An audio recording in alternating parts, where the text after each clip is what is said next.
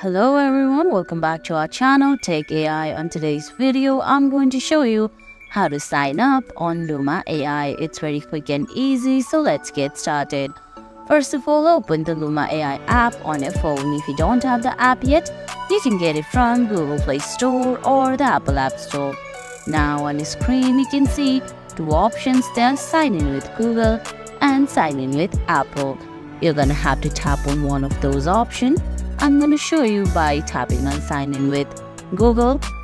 Now it's going to take you to accounts.google.com. Choose the Google account that you want to sign up with, then tap on continue. Now in a couple of seconds you can see it's going to take you back to Luma AI. Go ahead, create a username there. Once you do that, tap on the tick mark right beside the box and you're in. And guys, that's it. That's how you sign up for Luma AI. I hope you found this video helpful. If you did, please give it a thumbs up, leave a comment, subscribe to our channel and hit that bell icon. See you in the next video. Thanks for watching.